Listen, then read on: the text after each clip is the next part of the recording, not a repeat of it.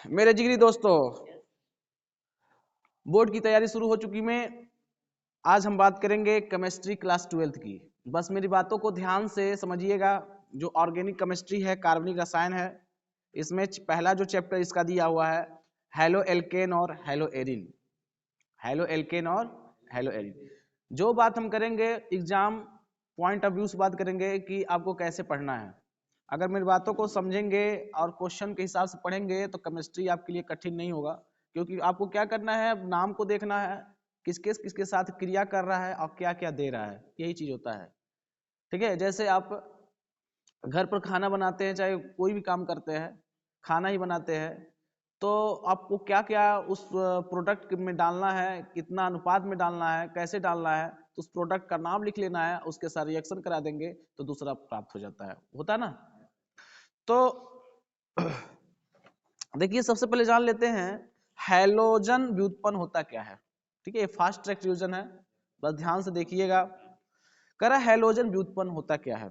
जैसे कह रहा है कि हाइड्रोकार्बनों में, हाइड्रोकार्बनों का मतलब इसमें हाइड्रोजन और कार्बन मौजूद होते हैं, उसे हाइड्रोकार्बन कहते हैं। ठीक है, एक या एक से अधिक हाइड्रोजन परमाणु के हैलोजन, हैलोजन मतलब एक्स, हैलोजन मतलब क्या होता है, एक्स, हैलोजन समूह कहा जाता है, उसे हैलोजन ग्रुप कहा जाता है। इसमें क्लोरीन आता है, ब्रोमीन आता है, आयोडीन आता है।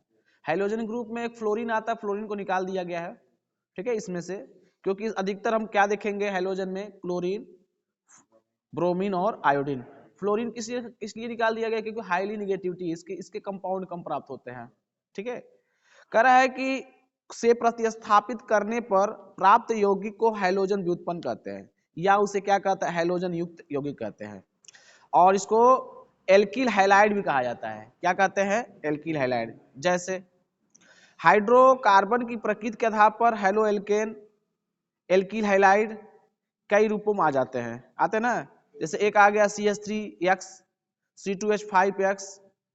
हेलो एरिन में क्या आ जाता है, C6H5X को वर्गीकृत किया गया है। अगर हेलो एल्केन की बात करता है तो CH3, C2H5, C3H7, उसके साथ X, समझे।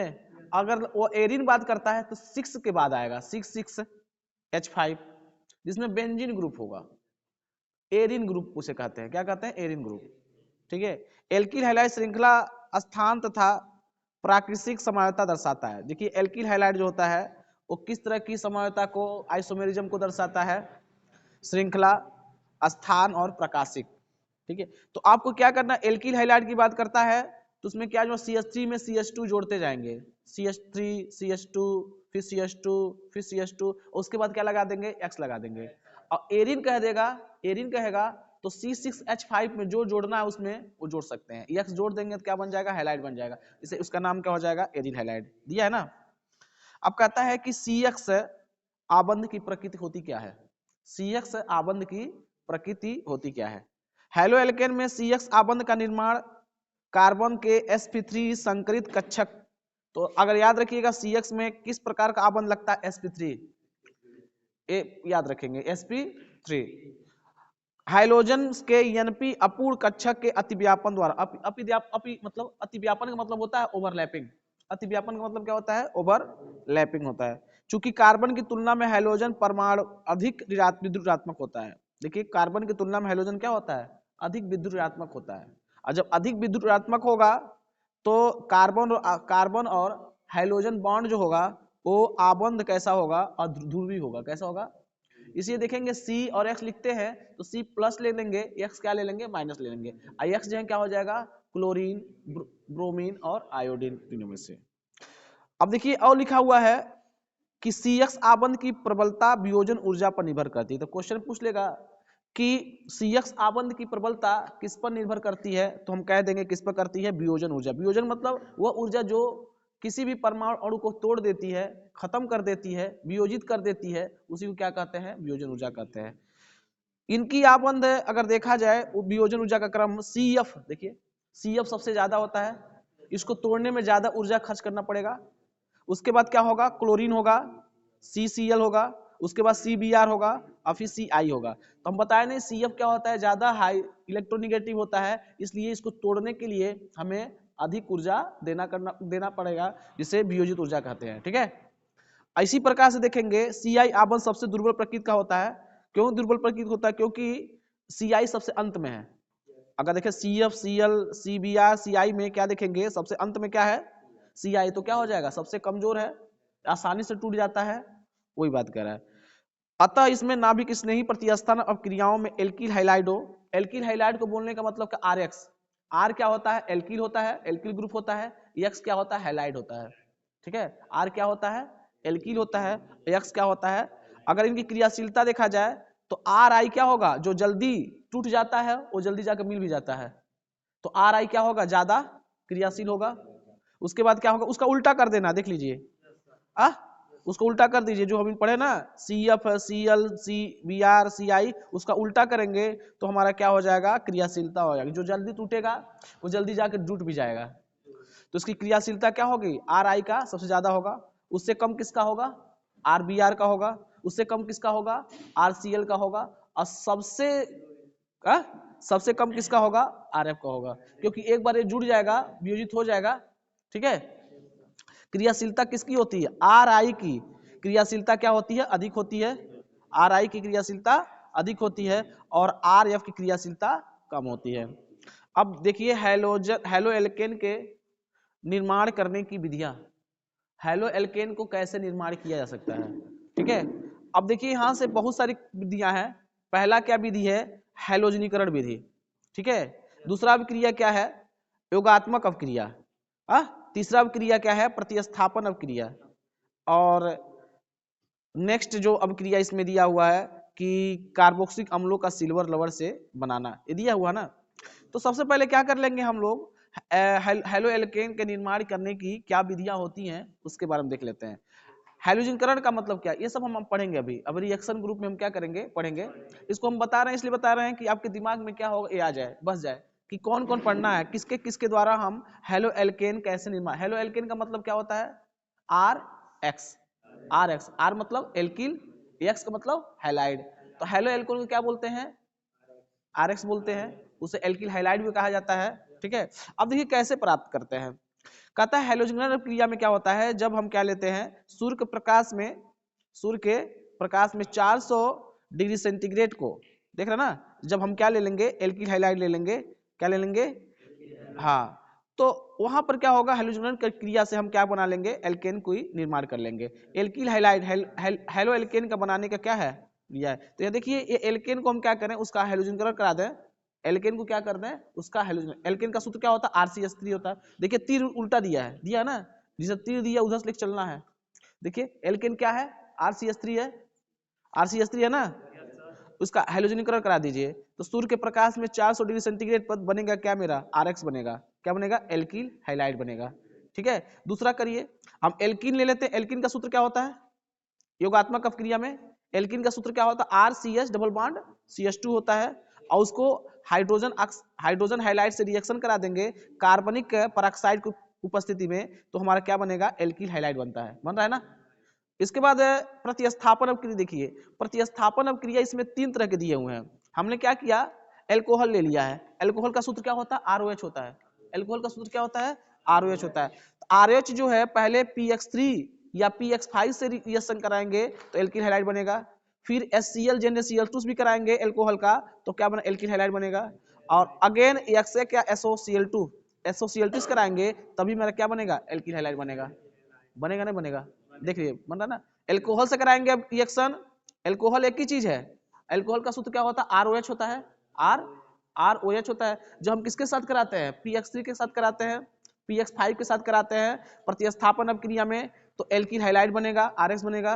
दूसरा देखिए, उसी एल्कोहल को दिखा दे रहा ना, उसी एल्कोहल को हम क्या करते हैं? जब HCl ZnCl2 का जब प्रतिस्थापन अभिक्रिया कराते हैं तभी एल्किल हैलाइड बनता है। और जब उसी एल्कोहल को HX या SOCl2 के साथ अभिक्रिया कराते हैं तभी क्या बनता है? हमारा एल्किल हैलाइड बनता है। ये बस आपको बस ध्यान से कैसे हो रहा है समझ में आ रहा है ना, कैसे हो रहा है ना। अब देखिए अगला जो दिया है चौथा रिएक्शन, जब कार्बोक्सिलिक अम्लों के सिल्वर लवण से। अब देखिए आपको याद रखना है कार्बोक्सिलिक अम्लों का सिल्वर लवण होता क्या है? RCOOAG। ठीक है, कार्बोक्सिलिक अम्लों का सिल्वर लवण, कार्बोक्सिलिक अम्लों का सिल्वर लवण क्या होता है? RCOOAG। जो हम क्या करते हैं? Br2 Cl2 के साथ अब क्रिया कराते हैं, किसके उपस्थिति में? CCl4 की। किसके उपस्थिति में? CCl4 क्या बोलते हैं? Carbon tetrachloride. क्या बोलते हैं?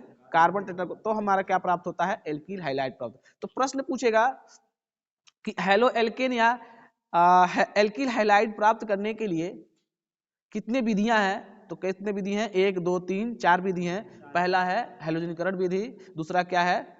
योगात्मक अपक्रिया, उसमें भी है कैसे प्राप्त किया। तीसरा जो है प्रतिस्थापन अपक्रिया। प्रतिस्थापन अपक्रिया में कितने अपक्रिया हैं? 3 है।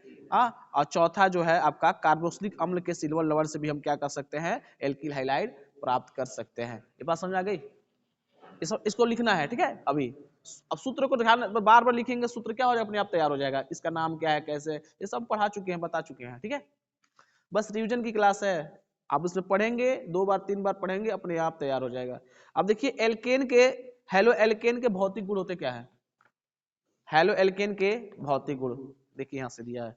कह रहा है कि भौतिक गुण का मतलब ये होता है कि गलनांक तथा क्वथनांक, उसका गलनांक तथा क्वथनांक। हेलो एल्केन के गलनांक तथा क्वथनांक जनक हाइड्रोकार्बन की अपेक्षा क्या होती है? उच्च होते हैं।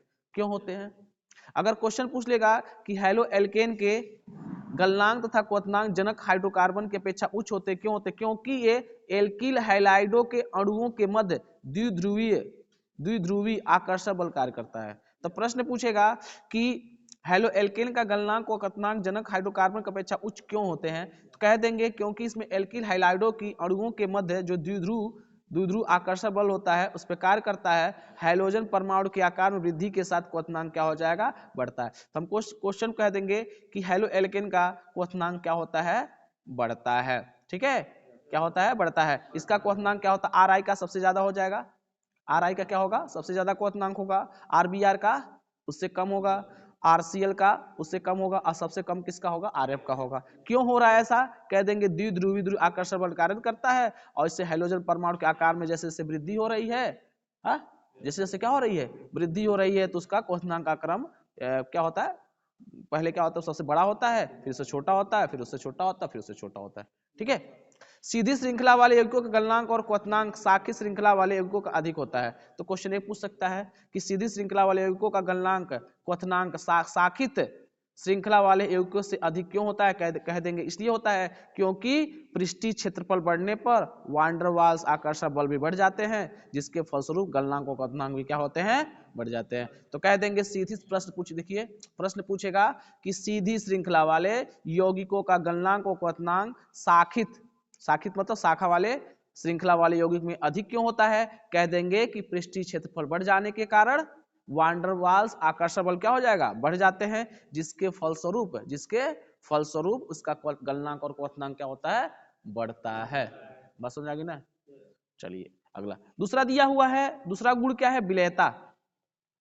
विलेयता क्या? विलेयता मतलब सॉल्युबिलिटी क्या है? एल्किल हैलाइड यद्यपि प्रकृति में ध्रुवीय होते हैं। कैसे होते हैं? ध्रुवीय। ध्रुवीय का मतलब होता है जो प्लस माइनस के रूप में हो। ध्रुवीय का मतलब क्या होता है? जो प्लस माइनस के रूप में हो, परंतु जल के अणुओं के साथ हाइड्रोजन आबंध नहीं बना पाते हैं। देखिएगा जितने भी आपके एल्किल हैलाइड मिलते हैं वो जल के साथ रिएक्शन नहीं करते हैं। क्यों नहीं करते हैं? क्योंकि ये जल में अविलेय होते हैं। जल में क्या होते हैं? लेकिन कार्बनिक विलायकों में विलेय होते हैं, ठीक है। तो क्वेश्चन पूछेगा कि क्या जितने भी एल्किल हैलाइड होते हैं वो जल में विलेय होते हैं? कह देंगे नहीं। किसमें होते हैं? कार्बनिक विलायकों में, ठीक है। अब कार्बनिक विलायकों में क्या होगा? CCCl4 हो गया, जितने भी चीजें होती है। कहेगा क्यों नहीं होता है? कह देना इसलिए नहीं होता है कि ये जल के अणुओं के साथ हाइड्रोजन आबंध नहीं बनाते हैं। जल के अणुओं के साथ क्या बनाते हैं? हाइड्रोजन आबंध, जिसके कारण जल में अविलेय होते हैं, ठीक है। तीसरा घनत्व। एल्किल ब्रोमाइड तथा आयोडाइड जल से भारी होते हैं। एल्किल ब्रोमाइड और आयोडाइड जल से भारी, जबकि क्लोराइड और फ्लोराइड क्या होते हैं? जल से हल्के होते हैं, ठीक है। क्वेश्चन पूछेगा कि एल्किल ब्रोमाइड और आयोडाइड जल से भारी होते हैं, जबकि क्लोराइड तथा फ्लोराइड हल्के होते हैं, क्यों? ठीक है, इसको आप ढूंढेंगे, प्रश्न नोट कर लेंगे। एल्किल ब्रोमाइड और आयोडाइड जल से भारी होते हैं, जबकि क्लोराइड और फ्लोराइड जल से हल्के होते हैं, ऐसा क्यों? ठीक है। अब आ जाते हैं हैलो एल्केन के रासायनिक गुण। अभी तक हम क्या पढ़ रहे थे कि जो हमारा एल्किल हैलाइड है कैसे बनाया जाता है उसको पढ़े थे, 4 नियम थे, चारों नियम बता दिए। अब हम पढ़ेंगे इसका कि जो हेलो एल्केन है उसका रासायनिक गुण जो बन गया है वो कैसे, इसको किसके साथ अभिक्रिया कराया जाए तो क्या बनेगा। ठीक है, बना क्या है मेरा हेलो एल्केन, एल्किल हैलाइड बना है ना। अब किसके साथ, देखिए कई है, पहला अभिक्रिया कर रहा है प्रतिस्थापन अभिक्रिया। देखिए एल्किल हैलाइड बन गया है ना मेरा RX, उसके बाद दिया है क्या प्रतिस्थापन अभिक्रिया। क्या दिया हुआ है प्रतिस्थापन अभिक्रिया। अब देखिए प्रतिस्थापन अभिक्रिया में जो हम क्या करेंगे, पोटेशियम हाइड्रोक्साइड एक्वस के साथ रिएक्शन कराएंगे RX का, तो क्या बनेगा ROH होगा, एल्कोहल बनेगा, बनेगा ना। फिर एल्किल हैलाइड का प्रतिस्थापन करेंगे दूसरा, देखिए NaNO2 के साथ या KNO2 के साथ RONO बनेगा, बनेगा ना। तीसरा देखिए एल्किल हैलाइड वाला उसी में प्रतिस्थापन में ही देख रहे ना, एल्किल हैलाइड को जो प्रतिस्थापन क्रिया कराएंगे AgNO2 के साथ क्या बनेगा RNO2 होगा। अब इसका नाम क्या है, ठीक है आगे हम लोग पढ़ेंगे। अभी RNO2 को क्या कहा जाता है, RONO को क्या कहा जाता है, ROH को क्या कहा जाता है, ROH को क्या कहा जाता है एल्किल एल्कोहल होता है। ठीक है, ROH की OH जो होता है वो क्या होता है एल्कोहल होता है ना। अब कौन सा एल्कोहल है कि प्राइमरी बन रहा है, सेकेंडरी बन रहा है, टर्शियरी, अभी आगे पढ़ेंगे हम। ठीक है, यहाँ से ध्यान दीजिएगा, ये बात समझ में आ रही नहीं आ रही है। अगला क्या रहा है कि जब एल्किल हैलाइड का जब प्रतिस्थापन कराएंगे AgCN के साथ तो Rn बनेगा, ट्रिपल बॉन्ड क्या बनेगा C बनेगा। ठीक है, फिर कहेंगे R के साथ जो हम क्या है रिएक्शन करा देंगे, ये देखिए ये वाला, ठीक है इधर वाला, तो हमारा क्या बनेगा देख रहे हैं ना, NCN करेगा KCN RCN बन जाएगा, KSH किस करेंगे RSH बन जाएगा, NOR- करेंगे ROR- बनेगा। तो देखिए एल्किल हैलाइड का जो प्रतिस्थापन अभिक्रिया हो गई, कितनी अभिक्रिया हो गई 1 2 3, डब्बा देखिएगा 1 2 3 4 5 6 7 अभिक्रिया हो गई। तो प्रतिस्थापन को सातों अभिक्रिया क्या करना आपको पढ़ना है। फिर कह रहा है कि अगर मेरे पास एल्किल हैलाइड हो, क्या हो एल्किल हैलाइड हो, तो यहाँ पर देखिए क्या दिया RH के साथ रिएक्शन दिया है एल्कोहल के साथ, अपचयन करा के विलोपन अभिक्रिया, एल्कोहली में क्या बनाएगा एल्कीन बना देगा। ठीक है, RH जो है ZnCU के एल्कोहल के साथ कराएंगे, तो Na और शुष्क ईथर के साथ कराएंगे, वुड्स अभिक्रिया है, देख रहे ना वुड्स अभिक्रिया किसे कहते हैं। अपचयन अभिक्रिया क्या होता है। अगला दिया है फ्रैंकलैंड अभिक्रिया क्या होता है, क्या होता है फ्रैंकलैंड, धातु के साथ अभिक्रिया दिया है ना। उसके साथ ग्रिग्नार्ड अभिकर्मक होता क्या है, तो ग्रिग्नार्ड अभिकर्मक होता है RMGX होता है, RMGX होता है। इसी को आपको समझना, अभी सब रिएक्शन आगे दिए हुए क्वेश्चन के हिसाब से, हम लोग क्वेश्चन के हिसाब से पढ़ेंगे। तो इतना हम भेजे थे। हाँ, इसके बाद हम लोग पढ़ा जाएगा ध्रुवण घूर्णकता, इस पढ़ेंगे, हेलो एरिन पढ़ेंगे।